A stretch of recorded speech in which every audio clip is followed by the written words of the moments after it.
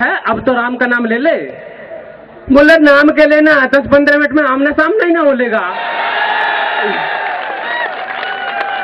तो ज्यादा विलंब ना करते हुए मैं अपनी एक रचना आप सबके सामने प्रस्तुत करना चाहता हूँ। रचना खैर क्या है, मेरा इस कॉलेज छोड़ने के बाद जो 2-3 महीने का अनुभव है वो आपको बता रहा हूँ कि मेरी कविता का शीर्षक है जो आजकल युवाओं में काफी प्रचलित है, बेरोजगारी। जिंदाबाद। सुनिए,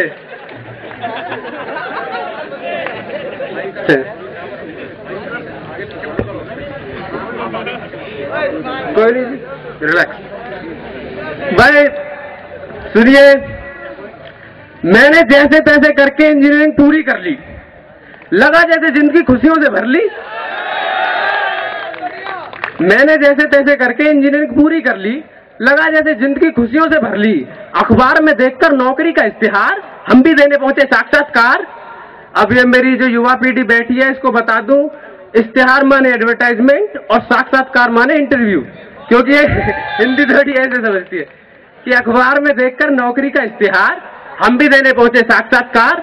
इंटरव्यू में बैठते ही हमने कहा, सर जी ये देखिए हमारे स्कॉलरशिप और रिवार्ड। वो बोला, भाई ये बता है कोई आर्ट कार्ड या जुगाड़?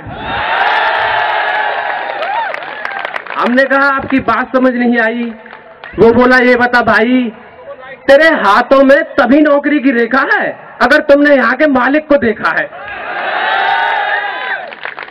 मैंने कहा sir I did not ever see. तो बोला, देयर इज नो वैकेंसी।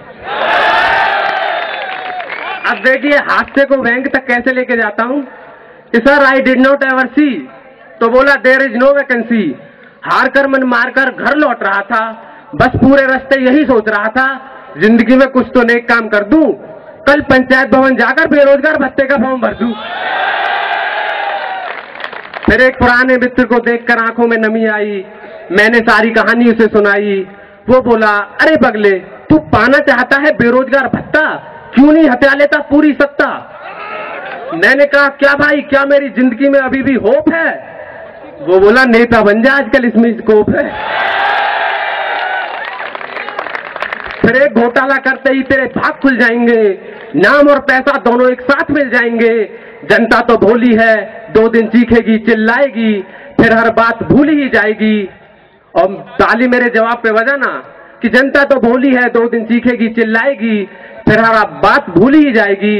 मैंने कहा, ऐसे नेताओं पे सारा देश शर्मिंदा है।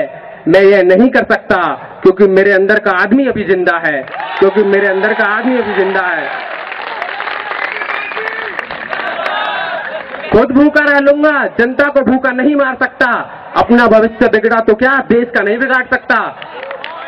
और अपने भाइयों को 2 पंक्तियां देना चाहता हूं बस, कविता की ओर से 2 पंक्तियां बस, कि माना कई बार किस्मत जीत का रुख मोड़ देती है, माना कई बार किस्मत जीत का रुख मोड़ देती है, मगर हौसला बुलंद हो तो बदकिस्मती भी पीछा छोड़ देती है।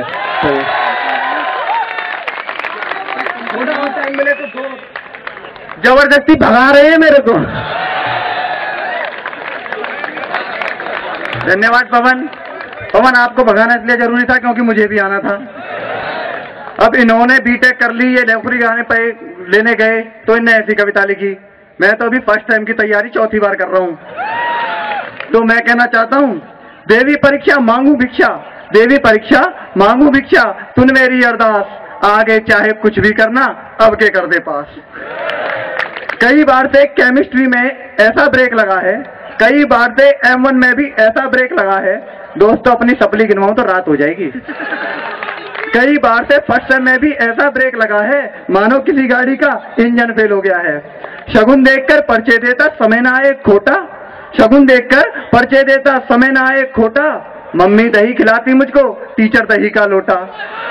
मच्छर काटे मक्खी काटे तब के तन से पसीना, तेरे कारण देवी अब तो मुश्किल हो गया जीना। तुम ही बताओ देवी जी, तुम ही बताओ देवी जी, अब कैसे चलेगा काम, क्या जीवन भर ही बना रहेगा बीटेक का प्रोग्राम? कल्याणी कल्याण कर, कल्याणी कल्याण कर, फेंक तू ऐसा फंदा, कम से कम एक सेमेस्टर पास करे तेरा ये बेबस बंदा, कम से कम एक सेमेस्टर। दोस्तों अब मैं